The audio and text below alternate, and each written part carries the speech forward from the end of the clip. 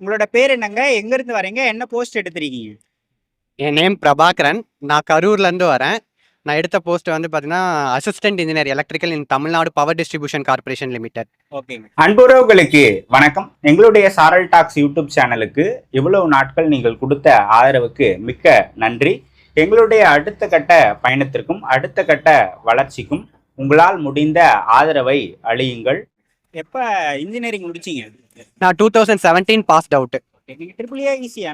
நான் triple E தான் இது எழுத முடியும். ஆமாம். ஓகே. 2017 passed out. ஓகே. அதுக்கப்புறமா எப்ப படிக்க ஆரம்பிச்சீங்க? ஆக்சுவலாக நான் 2017லேருந்தே குரூப் 4 கான்சென்ட்ரேட் பண்ணி படிச்சுட்டு தான் இருந்தேன். 2018 வந்து லெபார்டரி அசிஸ்டன்ட் இன் ஃபாரன்சிக் சயின்ஸ் டிபார்ட்மெண்ட் அந்த எக்ஸாம் வச்சாங்க. அதில் செலக்ட் ஆகி இப்போ ஒர்க் பண்ணிட்டு தான் இருக்கேன். Already I am employee. Okay okay. அதுக்கப்புறம் எப்போ ஏஐ படிக்கலாம் அப்படின்ற ஆர்வம் வந்ததுங்க? கிட்டத்தட்ட ஒரு 3-4 இயர்ஸாக நான் ஏஐ ப்ரிப்பேர் பண்ணிட்டு தான் இருக்கேன். பட் போன ரெக்ரூட்மெண்ட்டில் கொஞ்சம் விட்டுட்டேன். அதனால மறுபடியும் கண்டினியூஸாக படிச்சுட்டு தான் இருந்தேன். ஓகே. லாஸ்ட் அட்டெம்ப்ட்ல என்ன மிஸ்டேக் பண்ணதான் நினைக்கிறீங்க? ஆக்சுவலாக வேக்கன்சிக்கு அப்ளிகேஷன் போடாததே மேஜர் மிஸ்டேக் தான். நான் வேக்கன்சி கம்மியாக தான் வந்துச்சு, 2 வேக்கன்சி 3 வேக்கன்சி தான் வந்துச்சுன்னு நான் அப்ளிகேஷன் போடாமல் விட்டுட்டேன். அது கடைசியில் பார்த்தா ரிசல்ட் வந்ததுக்கப்புறம் ஒரு 190 வேக்கன்சியை ரைஸ் பண்ணிட்டாங்க. அதனால நான் அந்த வேக்கன்சி நான் என்ன சொல்ல வரேன்னா, ஒரு வேக்கன்சினாலும் அதுக்கு அப்ளிகேஷன் போடுங்க. எப்போ வேணால் வந்து டிஎன்பிஎஸ்சி வந்து வேக்கன்சியை ரைஸ் பண்ணுவாங்க. அதனால வந்து வேக்கன்சி என்றைக்குமே நம்ம மைண்டில் வச்சக்கூடாது. ப்ரிப்பரேஷன் மோடில் தான் இருக்கணும்னு நான் சொல்கிறேன். ஓகே. இப்போ ஆல்ரெடி நீங்கள் இன்ஜினியரிங் படித்தது வந்து 17ல் இல்லையா? அதுக்கப்புறம் ஒரு ஒர்க் போயிட்டீங்க. ஒர்க் போயிட்டே எப்படி சைட் பை சைடில் படிச்சிங்க, அதை பற்றி சொல்லுங்கள். ஆக்சுவலாக நான் ஒர்க் போயிருக்கிறது வந்து பார்த்தீங்கன்னா, குரூப் 4 போஸ்டிங் தான் போயிருக்கேன். அதனால அதுலேருந்து அதிகமாக இன்னும் பெரிய போஸ்ட் போகணுன்னு சூஸ் பண்ணதில் நம்ம ஆல்ரெடி ஒரு போஸ்டிங் இருக்கிறனால இனிமேல் நம்ம தைரியமாக டெக்னிக்கலில் நம்ம கான்சென்ட்ரேட் பண்ணலாம் அப்படின்ட்டு தான் நான் ப்ரிப்பேர் பண்ணிகிட்டு இருந்தேன். மேக்ஸிமம் நான் ஆல்ரெடி குரூப் 4ல் இருக்கிறனால ஜிஎஸ் வந்து எனக்கு ரொம்ப ஹெல்ப்பாக இருந்துச்சு இந்த இதுக்கு. அப்புறம் வந்து டெக்னிக்கல் நான் கொஞ்சம் லைட்டாக கான்சென்ட்ரேட் பண்ணி லாஸ்ட்டு ஒரு ஆக்சுவலாக நோட்டிஃபிகேஷன் வந்ததுக்கப்புறம் தான் நான் படித்தேனே நல்லா டீப்பாக. அப்படிங்கும்போது ஒரு 2 மந்த்ஸ் தான் நல்லா படித்தேன் டெக்னிக்கல். பட் ஜிஎஸ் வந்து நான் ஒரு 68 கொஷின் போட்டிருக்கேன். அதனால அதில் எனக்கு கிடச்சிருச்சு. டெக்னிக்கலில் எவ்வளோ கொஸ்டின்ஸ் போட்டீங்க? டெக்னிக்கலில் வந்து 112 போட்டிருக்கேன். ஆமாம். டெக்னிக்கல் 112, ஜிஎஸ்ல வந்து 67, மொத்தம் 179 கொஷின். ஓகே.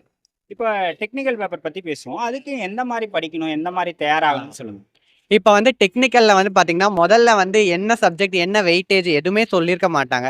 பட் இப்போ ரீசன்ட் நோட்டிஃபிகேஷன் வந்து பார்த்தீங்கன்னா, என்ன சப்ஜெக்ட், எந்த சப்ஜெக்டை நம்ம கான்சென்ட்ரேட் பண்ணி படித்தா போதுங்கிற லெவலுக்கு இப்போ வந்து சர்க்யூட் தியரினா கிட்டத்தட்ட ஒரு 20 கொஷின்ஸ் தான், மெஷர்மெண்ட்ஸ்னா 20 கொஷின்ஸ் தான், அவங்களே வந்து சப்ஜெக்ட் ஸ்ப்ளிட் அப் கொடுத்துருக்காங்க.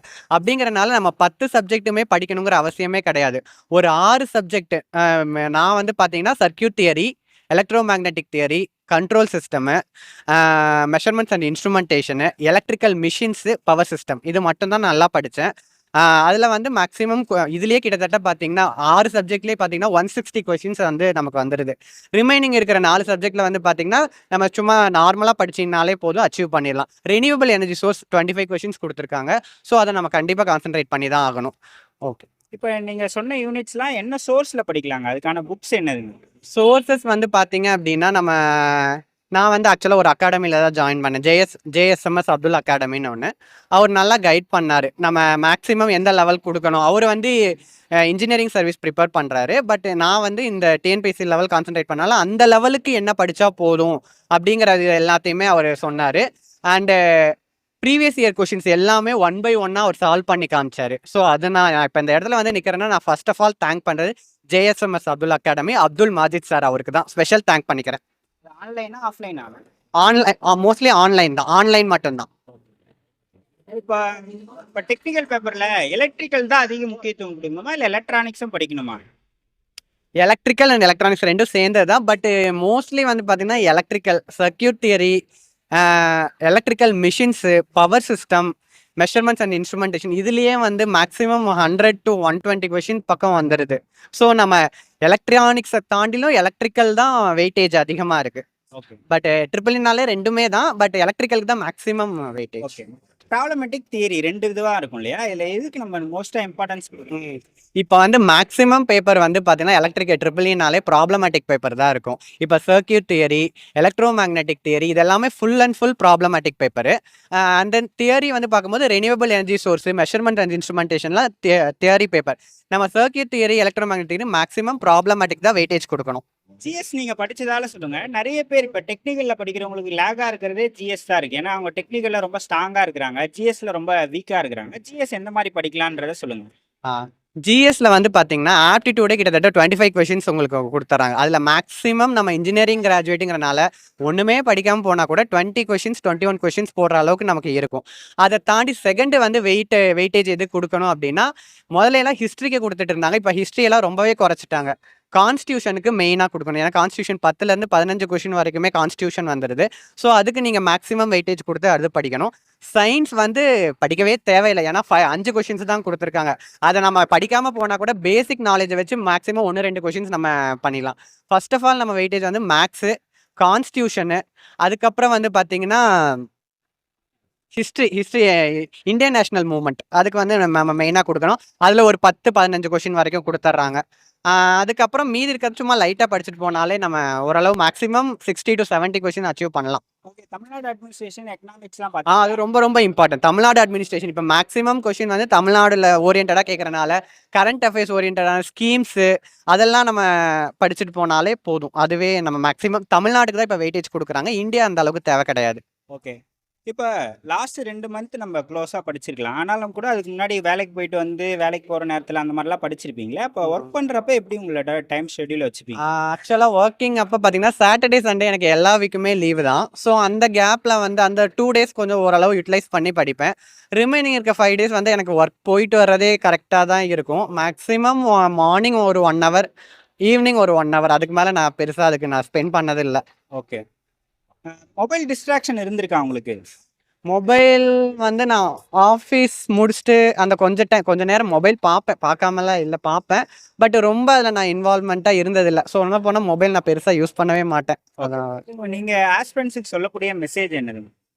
நான் ஃபர்ஸ்ட் ஆஸ்பிரண்ட்ஸ்க்கு என்ன மெயினா சொல்றேன்னா, நெறைய பேர் பார்த்தீங்கன்னா, குரூப் 4, குரூப் 2 இத மட்டுமே கான்சன்ட்ரேட் பண்றாங்க. நெறைய பேர் டெக்னிக்கல் லைன்ல வர்றதுக்கு இன்ட்ரெஸ்ட்டே எடுக்கறதில்ல. ஆனா காம்படிஷன் பார்த்தீங்கன்னா, அங்க 10 பேர் இருக்கும்போது, இங்க ஒரு 2 பேர் தான் இருப்பாங்க. அதனால தான் நான் மெயினா வந்து ஆஸ்பிரண்ட்ஸ்க்கு சொல்றது என்னன்னா, டெக்னிக்கல இனிமேல் ஃபோக்கஸ் பண்ணுங்க. டெக்னிக்கல் நெறைய பேர் பார்த்தீங்கன்னா, அக்ரிகல்ச்சர் முடிச்சவங்க, சிவில் முடிச்சவங்கலாம் அவங்களோட டெக்னிக்கல் கான்சன்ட்ரேட் பண்ணலாம். குரூப் 4 விட.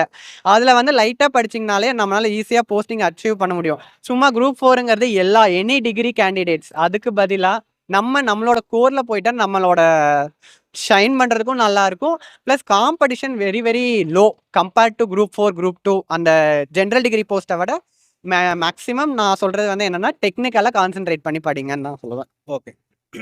உங்க ஃபேமிலிலலாம் சப்போர்ட் பண்ணாங்களா படிக்கீங்க? ஃபுல் சப்போர்ட் பண்ணாங்க எல்லாருமே. அண்ட் தென் மெயினா இந்த நேரத்துல நான் சொல்றேன், ஆஃபீஸ் ஃப்ரெண்ட்ஸ் எல்லாத்தையும் நான் வெல்கம் பண்றேன். அவங்கள அட்மையர் பண்றேன். ஆஃபீஸ் டைம்ல கூட எனக்கு ரொம்ப சப்போர்ட்டிவா அவங்க பண்ணாங்க. என் கூட என்னோட ஒர்க்க கூட அவங்க ஷேர் பண்ணி பண்ணாங்க. இந்த நேரத்துல நான் பெரிய தேங்க் பண்ணிக்கிறேன் அவங்க. ஆஃபீஸ் ஃப்ரெண்ட்ஸ் 4 பேர் நேம் சஞ்சய், ராஜதுரை அண்ட் நந்தினி, சங்கர் இவங்க 4 பேருக்கு நான் ஃபர்ஸ்ட் தேங்க் பண்ணிக்கிறேன்.